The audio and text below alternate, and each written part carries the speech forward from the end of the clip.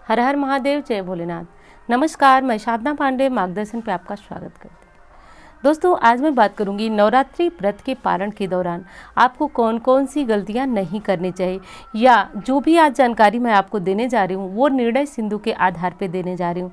तो निर्णय सिंधु में ये लिखा हुआ स्पष्ट रूप से कि नवरात्रि व्रत का पारण किस प्रकार करना चाहिए। सर्वप्रथम आपको अपने मुँह में क्या रख करके, यानी मुख में क्या खा करके आपको पारण करना चाहिए, तो ये जानकारी भी आपके लिए लाई हूँ। दूसरी चीज़ के पारण आपको नौमी तिथि में करना चाहिए या 10वीं में करना चाहिए।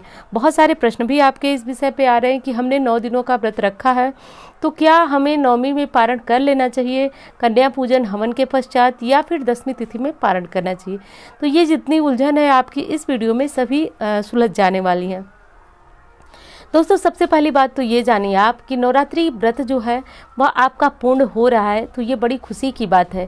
क्योंकि कितने बहुत सारे लोग ऐसे हैं जिन्होंने व्रत रखा, किसी की कोई समस्या, किसी का सूतक है, किसी का पातक है, कुछ भी, तो उनका व्रत जो है बीच में ही छूट गया, अधूरा रह गया। और आप बड़े सौभाग्यशाली हैं कि आपने व्रत को पूर्ण किया। तो अब उसमें बारी आती है पारण की।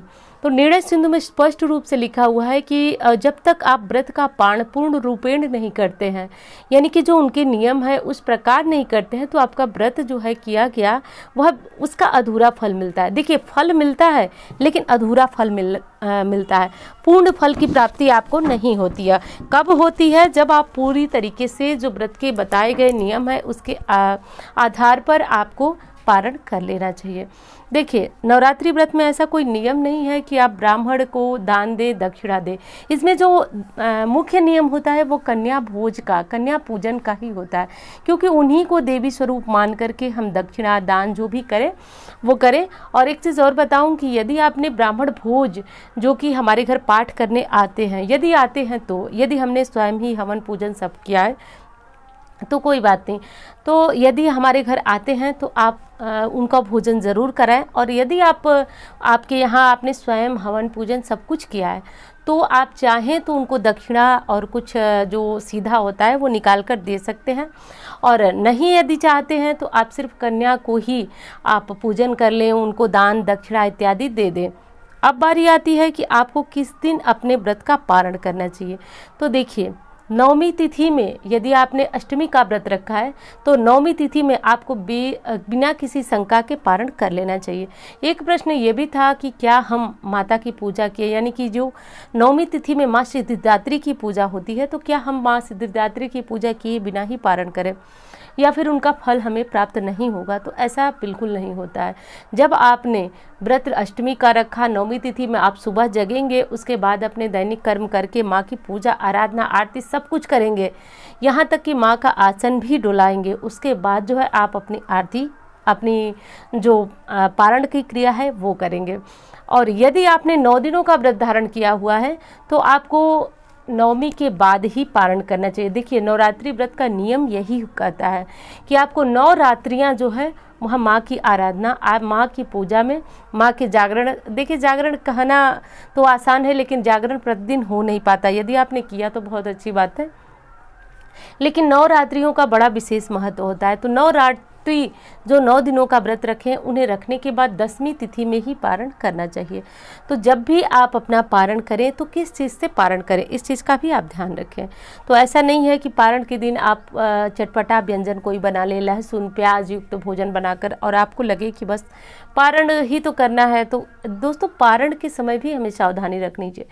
किस चीज़ से करना है? तो माता का जो प्रसाद आपने कल चढ़ाया हुआ था, यानी कि 9वीं में या अष्टमी में जो प्रसाद आपने चढ़ाया हुआ था, उसमें से कुछ पंचमेवा भी रख सकते हैं आप, कुछ बतासे भी रख सकते हैं, और कुछ नहीं तो आप कुछ भी, जैसे थोड़ा सा सूखा चूरन हम चढ़ाते हैं तो वो चूरन भी आप चढ़ा करके और रख सकते हैं। लेकिन जब भी आप अपना पारण करें वो माता के प्रसाद से करें।